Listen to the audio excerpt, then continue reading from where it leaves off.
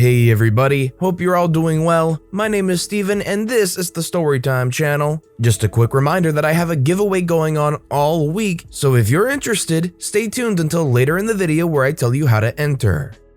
That being said, our first story of the day is by Jibjumper. Okay, call my dad. Just remembered the story from junior high when talking to some friends last night and figured a few of you would get a kick out of it. In 9th grade, I was being a little bit of a poop. I have pretty severe ADHD and made it a habit of messing with teachers. I never really did anything bad per se, but was constantly disruptive and talked back a lot.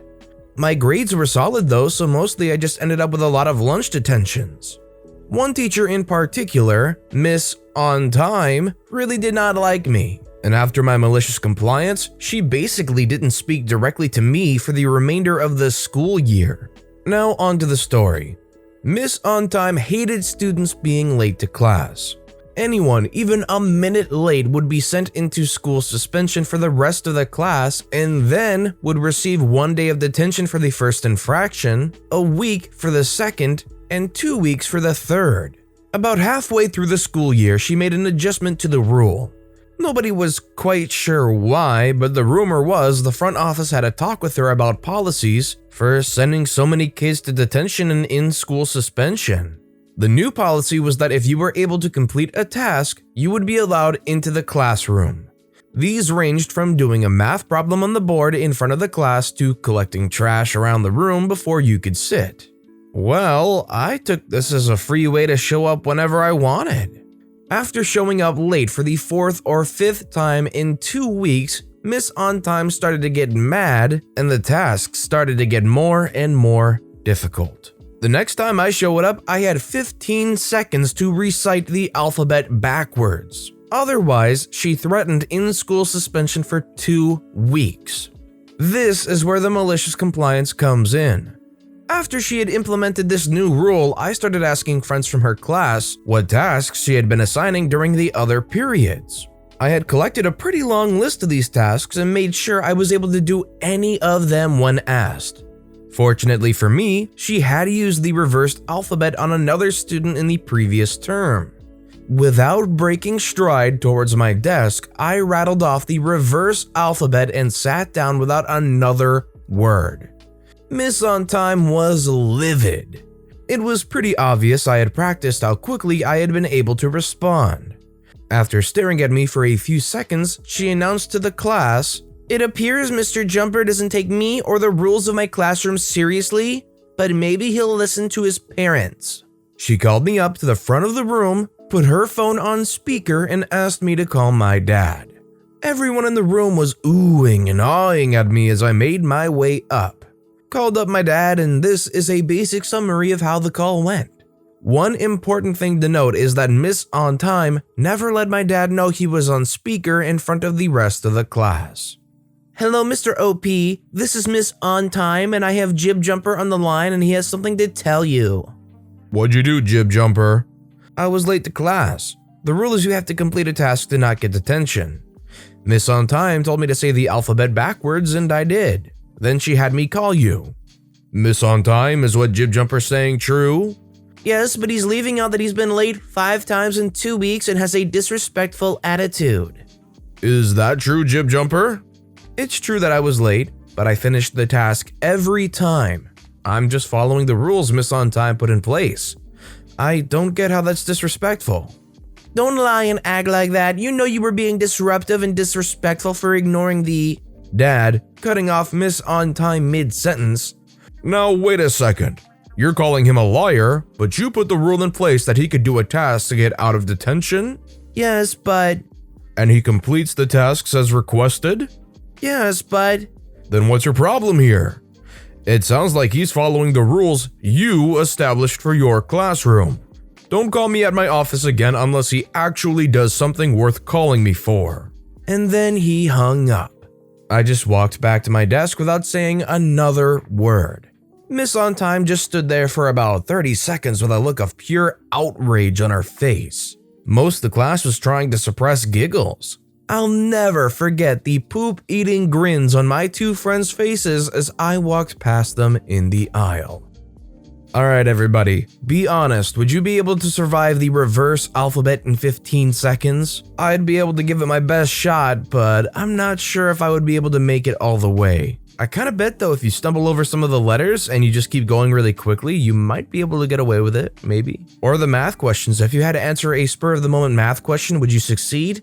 Let me know if you'd be good at either of these things in the comments down below. Our next story is by Hall Justin 91. Ex-father-in-law threatens me with court.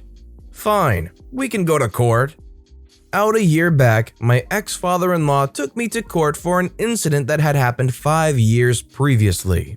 While still married, I got into a door dinger with his Jeep.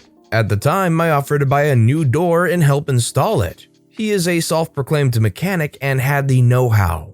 The project fell to the wayside, the door was never purchased and never brought up again. That is, until his daughter and I had a falling out and we divorced 5 years later. So I got served and taken to court for $2,000, a made-up number that he felt was adequate.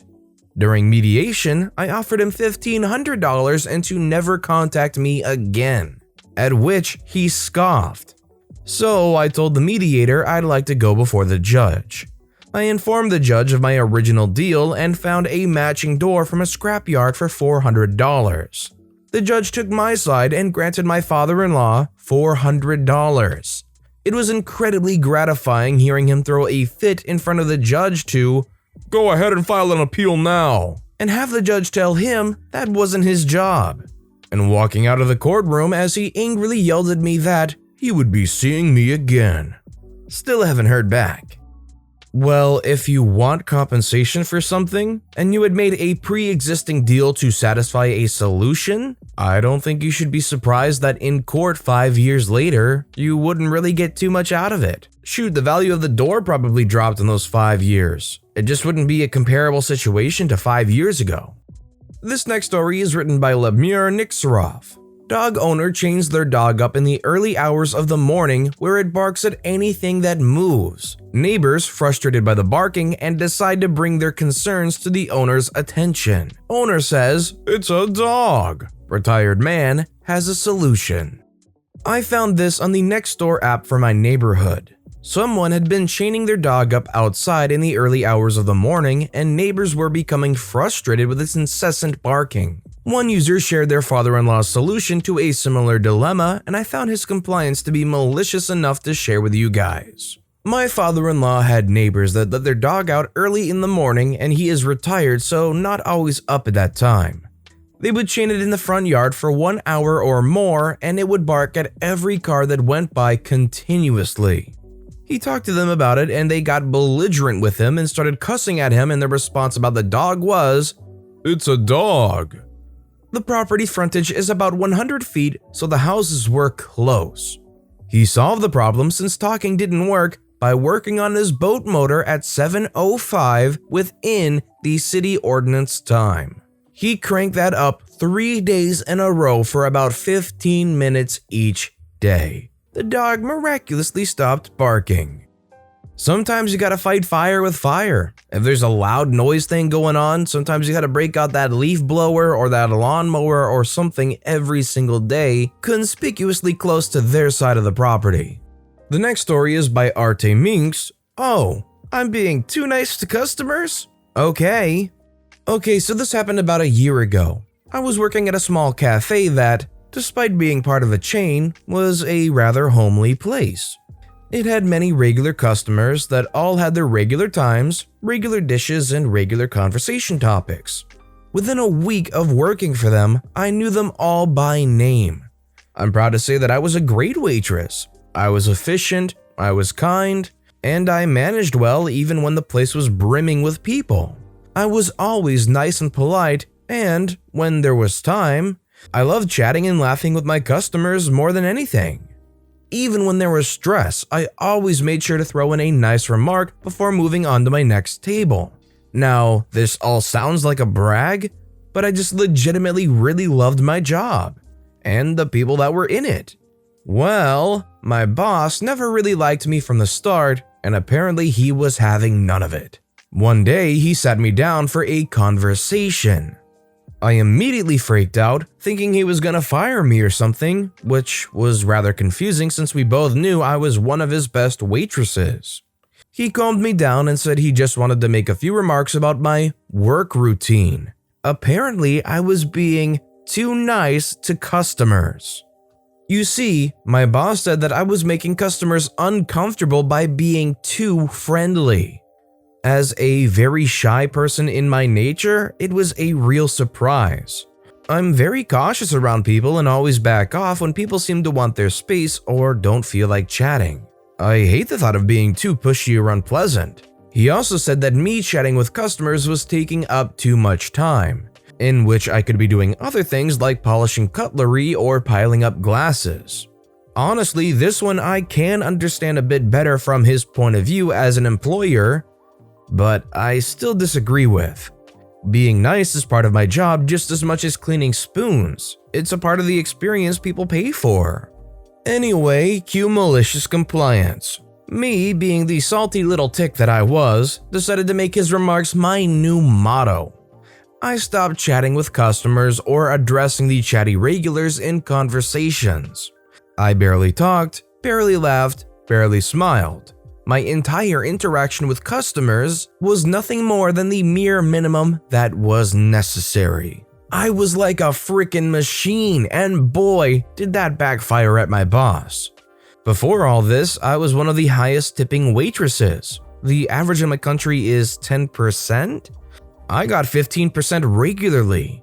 Most other staff weren't doing as well since they were kind of meh people all around. That's why we really felt the blow when the average tip percentage in the shifts I was a part of fell from 12.5% or so to freaking 9%. That was an insane drop. And not only that, but the regulars started asking me what's wrong. I didn't feel like lying to cover up for my boss, so I just said it like it is. My boss says chatting with you is a waste of time. I'm really sorry, but I can't stick around since I really need this job. Oh boy. One of the regulars, a lovely old lady that I actually grew really attached to, came over and told him he was a tick, that he didn't know a good waitress if she spat him in the face, and that he's clipping the wings of the youth. She wasn't the only one complaining about this, but she was the loudest one about it, and I adored her to this day. After that, I realized the place wasn't really for me and moved to another cafe nearby. I wasn't there long. It closed down when the pandemic hit, but I swear to God the boss there appreciated me for what I'm worth, and I never regretted moving there even for a second. I understand bosses and managers want to have a very efficient ship that generates as much money as possible, but you really do have to factor customer experience into it, and very clearly OP was leaps and bounds above the other waiters and waitresses, so obviously she was doing something right, not wrong. Our next story is by Talon Card 815. 4-year-old insists on having 2 pieces of cake. Malicious compliance with a happy twist. My wife's birthday was a few days ago, so we had some cake left over. I took the cake out after dinner and cut it into 3 mostly equal pieces. I ain't perfect, but they were close. My 4-year-old daughter then starts crying that she wants 2 pieces and wants me and my wife to share a piece. We go back and forth as this isn't going to happen. I put the pieces on plates and she is still crying and insisting. We try explaining that the cake will melt if she doesn't eat it, etc. Finally, I get sick of it and say, "You want 2 pieces? No problem." I take my spoon and cut her cake piece in half. She stops crying and says, "Thank you so much, Daddy, now I have 2 pieces." My wife and I look at each other dumbfounded and burst out laughing. I think it's actually impressively simple, the amount of stuff you have to do to sometimes amuse kids. I guess it's just principle. They see 3 slices, they get 1, they see 2 plates there, they're like, "No, I want 2 pieces." And they just don't understand volume, so all of a sudden just cutting it in half is good enough for the 4-year-old, I guess. The next story is written by geaddaddy. We should have drawn up the contract more carefully. In this, my wife and I were victims of malicious compliance on the part of our twin daughters, who were in 1st or 2nd grade at the time. Like many kids, they tended to hoard candy, so a couple of weeks before Halloween, we told them that they had to reduce their candy stash so that it would fit into a single pumpkin. It was taking up a whole collection of spookily themed receptacles. We kept reminding them, but the candy stash never seemed to get any smaller. A couple of days before Halloween, I was picking them up from their after-school art class when they walk out carrying an enormous papier-mâché pumpkin. It was probably 2 or 3 feet in diameter. "Look, Dad," they said cheerfully, "we made a new candy pumpkin." You absolutely did get played here. All you said was a single pumpkin. You never said any size, you never said any specific pumpkin, just a single pumpkin. That's incredibly smart thinking from a first or second grade couple of kids. Our next story is by Killswitch242. Email the signed form, it can't be digital. My insurance company requires me to sign a form to cancel my insurance to stop it from auto-renewing. So I digitally signed the form and send. They respond with, "We don't accept digital signatures. You'll need to print this out, sign it and scan it, or at the very least, sign it and take a photo and email that signed photo." So I print out the previously rejected digitally signed form, take a photo of it, and send the photo. My insurance company says, "Great, thank you, this is fine." I do think it's kind of dumb that they want to see some kind of verifiable printed proof. At that rate, you might as well just take some online picture and Photoshop the text onto it, right? I mean, I guess it actually probably would be easier to just print it out. If you don't have a printing solution just set up right away, it honestly might be faster to just do the Photoshop route if you're good with it. But at the end of the day, it's still the same information coming in, just makes it look a little bit more verifiable, I suppose. Alright everybody, it's time to learn about the giveaway and how to enter. It's very simple, so if you want to be in with a chance to win $30 in Amazon gift cards, all you have to do is leave a comment on anything you saw in any video we upload this week. Either responding to the question I put out there in the video, or an observation of your favorite part or what your favorite story was, whatever you want to do relating to that video, you just have to leave a comment on that video. Feel free to comment on every video from this upcoming week to better your chances of winning. I will then pick a completely random winner from all the comments on Sunday night after the last video has gone out and announce the winner on next Monday's video. So to any of you that enter, the best of luck to you, and we'll find out who wins next Monday. That being said, our final story of the day is written by Owen Chris. Fine, I'll give you an estimate. This story belongs to my dad from a few years ago. Details are kept fuzzy for privacy. Backstory: my dad works for this small company that got hired by AT&T to do some contract work for them. They have an arrangement to develop software and make changes based on what they needed for that month. My dad is no programmer, so he manages everyone to make sure they're meeting deadlines and doing good work. AT&T will ask them to make a change to the software, but more so every month they expect a deadline before explaining the changes they want. My dad, not being on the programmer team, would give them a reasonable date and get harassed for estimating too long. Then when he changed the date to sooner, they wouldn't hit the deadline and get harassed all over again. The malicious compliance. AT&T asked my dad for a minor change. It would take them about a week or two to finish. Dad had enough, so he told AT&T that the update would come out in 3 months. The representative was in shock for it taking that long. He was furious. My dad simply said, "I don't know what we're changing. We can't tell you how long it will be."